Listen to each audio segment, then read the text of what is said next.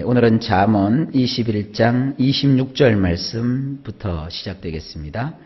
26절 말씀을 보면 어떤 자는 종일토록 탐하기만 하나 의인은 아끼지 아니하고 베푸느니라. 원문을 보면 이렇습니다. 그는이라는 말은 그 앞구절에 있는 말씀을 의미합니다. 지난 시간에 이 앞구절에 게으른 사람, 그것에 대해서 여러분들이 들으셨어요. 게으른 사람은 이 욕심만 가지고 살아가는데 게으름만 피운다 이거예요. 그래서 게으른 사람은 결국 그 게으름으로 자기를 죽인다. 게으른 사람이 그냥 게으르게 살면 모르는데 게으르는 사람이 자꾸 뭘 가지려는 그 욕구를 가지게 되면 스스로 죽인다. 왜냐하면 세상은 자기 양손으로 부지런히 일을 해야 되는데 일은 하지 않고 욕심만 가지고 게으르면 그 사람은 스스로의 인생을 죽음의 지경에 이르게 한다. 그걸 기억하시면서 요 구절을 이해하셔야 돼요. 원문을 보면 이렇습니다. 그는 게으른 자는 온종일 가지고 싶은 것에 욕심을 부리기만 하지만 의인은 주면서도 아까워하지 않는도다. 이 두 사람을 비교하고 있어요. 게으른 사람 그리고 의로운 사람. 게으른 사람은 온종일 가지고 싶은 것에 대해서 욕심을 부리기만 해요. 그러니까 그냥 움켜잡기만 하고 놓지를 않아요. 근데 의인은 많은 것을 가지고 있으면서도 그거를 아까워하지 않고 이렇게 베풀면서 나누어주는 자입니다. 그러니까 이걸 거꾸로 생각해 보세요. 주면서도 아까워하지 않는 사람은 의인이고 가지고 싶은 것에 대해서 욕심만 부리고 앉아있는 사람은 게으른 사람이에요. 그러니까 이 성경의 어법을 잘 이해를 하시면서 삶 속에 적용을 해 보십시오. 그러니까 이 세상은요, 자꾸 욕심만 갖고 꿈만 부풀리고 있다고 되는 게 아니라 우리가 의롭게 자꾸 살아가도록 더 노력하셔야 돼요. 그래서 내 가진 것이 없다, 나 아무것도 없다 이렇게 하지 마시고 내 가진 것을 이렇게 준다. 그리고 주면서도 아까워하지 않는다. 그 마음을 자꾸 키우셔야 돼요. 이런 말 하지 마세요. 지금은 못해도 나중에, 매일, 다음에. 여러분 혹시 이렇게 인터넷 같은데 들어가 보시면 경품 추천하는 게 있어요. 저도 가끔 해보는데 저는 여지껏 경품 추천해갖고 대본 적이 없어요. 근데 그렇게 딱 보면은 옛날에는 딱 누르면 꽝 그랬거든요. 꽝은 뭐예요? 아무것도 안 된 거예요. 근데 요즘은 꽝이라고 잘 안 돼 있고 탁 클릭하면 다음 기회에 그렇게 돼 있어요. 그건 안 된 거예요. 그러니까 인생도 마찬가지예요. 자꾸 다음 기회에, 나중에 아니에요. 있을 때 하는 거예요. 어떤 사람 그래요. 아유, 나는 교회에 와서 다른 건 다 좋은데 하나님께 자꾸 뭘 이렇게 드리라고 하고 헌신하라고 하는 게 제일 부담된대요. 아니에요. 한번 여러분 시간이나 재능이나 가지고 있는 물질을 한번 찾아보세요. 거기 분명히 없어도 드릴 게 있다고요. 없어도 있어요. 없어도.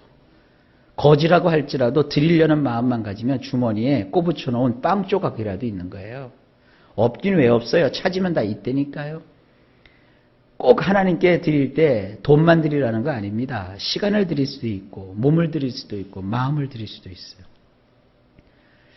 우리가 이 교회에 이 전단지를 막 사방팔방으로 뿌리면서 사람들을 이렇게 오기를 원하고 있는데 어떤 사람이 그 전단지를 보고 전화가 왔어요. 자기가 청소도 잘하고 또 일도 열심히 하고 전도도 얼마나 열심히 잘하는지 모른다고 내가 그 교회에 가면 나에게 한 달에 다른 거 없이 쌀 한 포대만 줄 수 있느냐고. 그러니까 전화를 받고 우리 목사님이 일단 와보라. 그래서 당신이 교회에서 어떻게 하는 걸 보고 우리 결정합시다.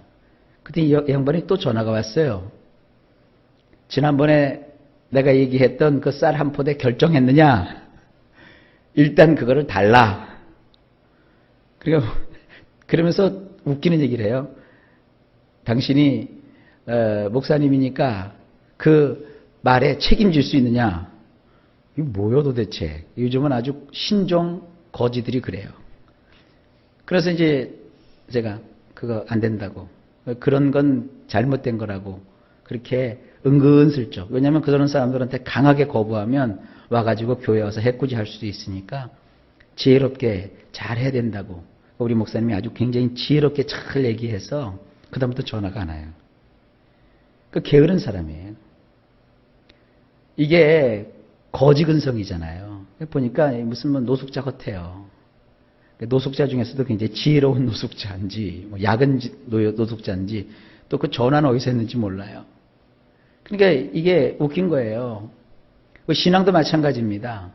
하나님께 뭘 자꾸 이렇게 보이면서 하나님 앞에 내 중심을 자꾸 드리면서 하나님께 주십시오 주십시오 그래 하나님 주시지, 자기는 아무것도 안 하고 주시면 하겠다 그러면 하나님이 너 그 거지근성 버릴 때까지 내가 줄 수 없다 그러시는 거예요. 그러니까 하나님 앞에서 하다못해 교회 오면은 몽달 그 빗자루 하나라도 들고 하나님 앞에서 하려고 노력을 해보세요. 교회 와서 하다못해 줄이라도 이렇게 맞추려고 해보세요. 같이 이렇게 봉사하다 보면 가만히 사람들을 살피면 어떤 사람은 이건 입이라고 하기가 아까워요. 주둥아리만 턱턱턱턱 놀려요. 다른 사람들은 열심히 땀 흘려 낑낑대고 띵낑대는데 자기 혼자는 주둥아리만 가지고 그래요. 그 주둥아리 있으면 그거 갖고 걸레 삼아갖고 핥으세요 차라리. 근데 그냥 말로만 한몫하려고 그러고 자기는 아무것도 안 하고, 이거 참 게으른 겁니다.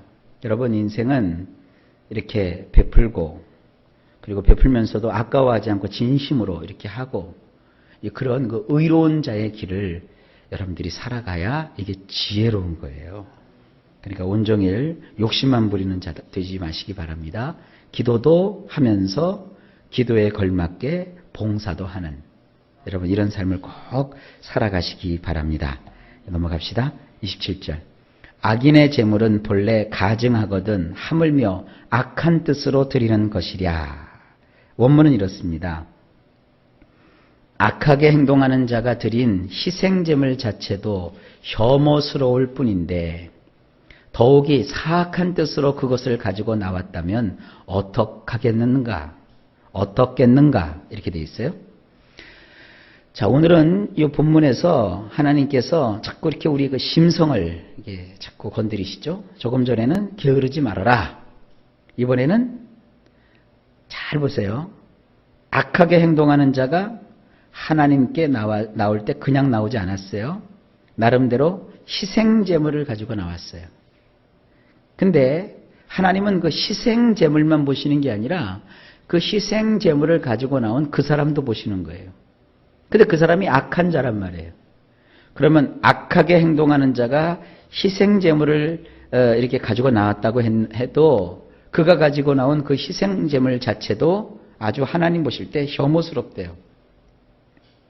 그런데 그 제물도 혐오스러운데 더욱이 아주 사악한 뜻으로 그걸 가지고 나왔다면 하나님 보실 때 어떻겠느냐는 거예요.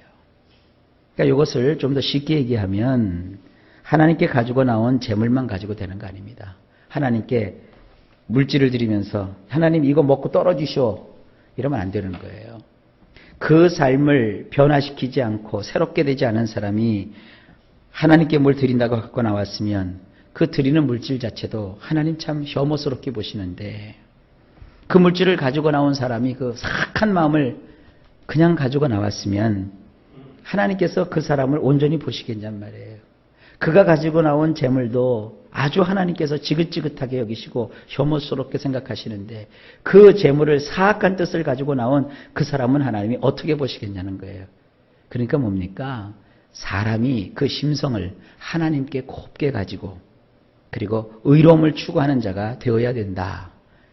뜻이 악하면 절대로 안 됩니다. 28절. 거짓 증인은 패망하려니와 확실히 들은 사람의 말은 힘이 있느니라. 이거 우리 성경으로 아무리 백날 봐도 무슨 뜻인지 이해가 안 됩니다. 원문으로 꼭 이건 보셔야 돼요.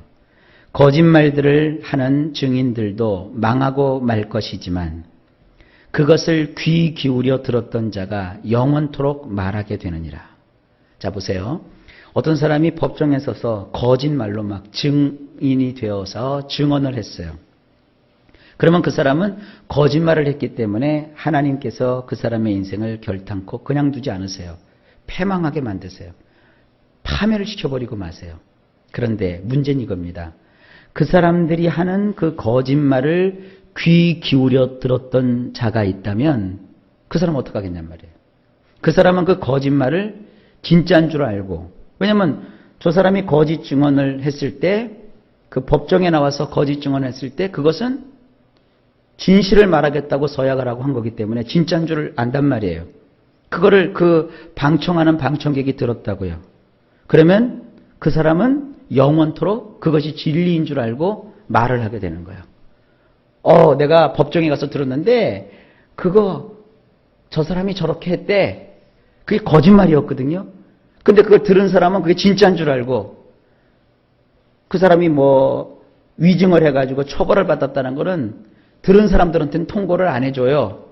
그러니까 거짓된 말을 들었던 사람은 자꾸 그것이 진리인 줄 알고 헛된 말을 막 퍼치고 있단 말이에요. 그러니까 거짓이라는 게 이렇게 무서운 거예요. 여러분 신앙도 마찬가지입니다. 교회 안에 보면 별별 잡종들이 다 있어요. 여기 교회가 규모가 작을 때는 잡종이 드물죠. 그건 바로바로 표시가 되는데 별별 잡종들이 다 있어요.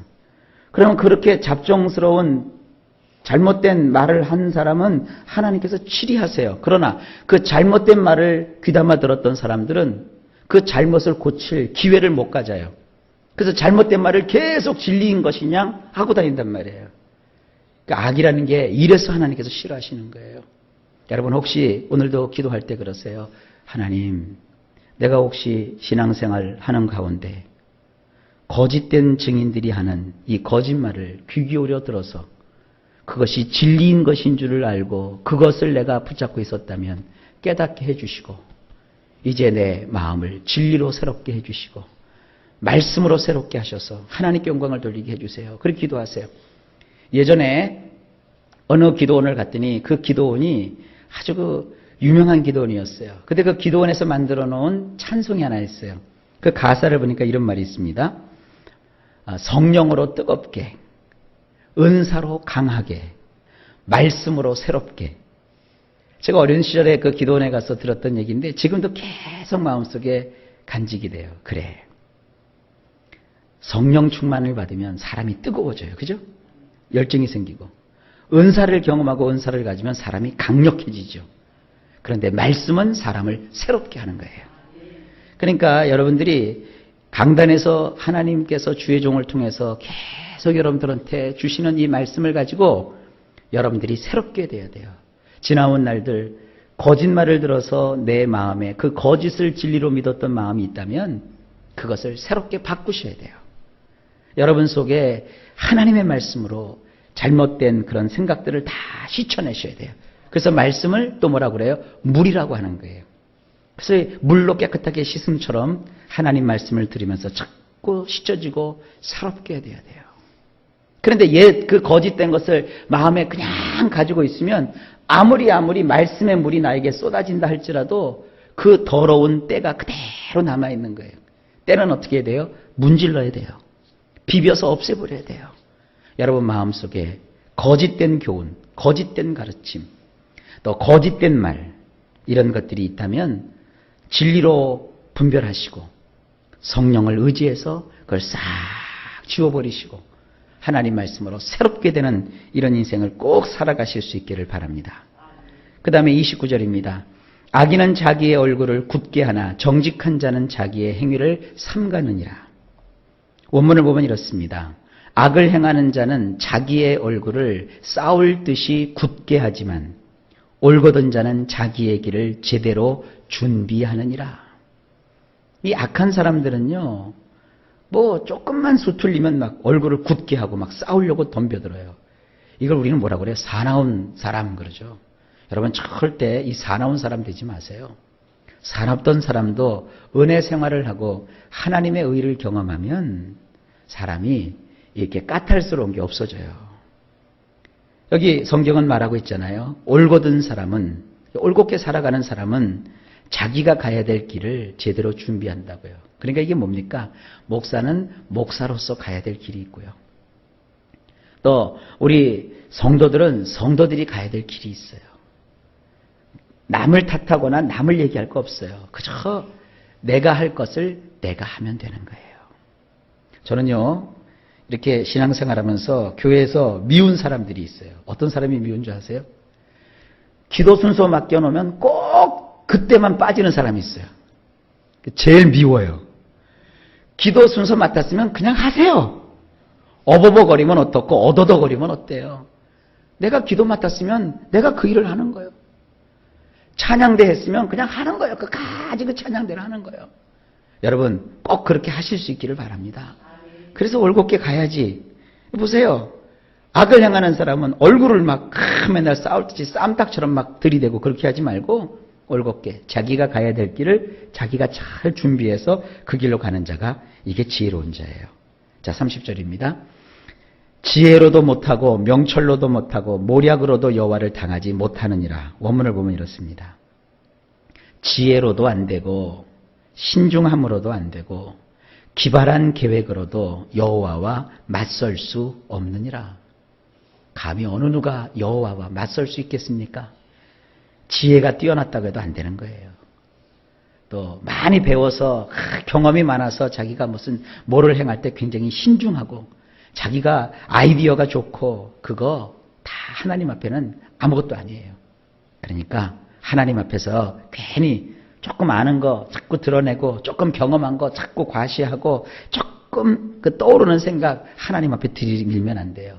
오직 하나님께 나올 때는 주님의 뜻이 이루어지옵소서. 하나님이 앞장서시옵소서. 하나님이 허락해 주십시오. 하나님이 길을 열어주십시오. 하나님이 나를 도와주십시오. 하나님이 나와 함께 하십시오. 꼭 이런 자세를 가지십시오. 이게 정말 지혜입니다. 이게 능력입니다. 꼭 그렇게 하세요. 내가 먼저 가면서 하나님 날 따라오세요 그러면 안 돼요. 하나님 어떻게 가야 됩니까? 길을 보여주세요. 이 길을 갈 수 있도록 힘을 주세요. 나를 도와주세요. 하나님의 뜻을 보여주세요. 꼭 그렇게 하시기 바랍니다. 마지막 31절. 싸울 날을 위하여 마병을 예비하거니와 이김은 여호와께 있느니라. 원문은 이렇습니다. 전쟁의 날을 위해 말을 준비해 두지만 승리를 주시는 것은 여호와에게서이니라. 아멘. 그렇죠? 사람이 전쟁의 날을 위해서 말을 준비하지만 그 말은 우리가 준비하는 것 같지만 실상 승리를 주시는 것은 누굽니까? 여호와께서 우리에게 승리를 주시는 거예요. 이건 뭐 제가 두 말 안 해도 여러분 믿으시죠? 그렇게 되시기를 예수님의 이름으로 축복합니다. 자, 여러분 오늘도 한 날이 시작되었습니다. 일마다 때마다 주께서 평강을 주시고 여러분의 소원을 이루어 주시며 오늘도 좋은 일이 예수님 안에서 이루어지기를 간절히 주의 이름으로 축복합니다.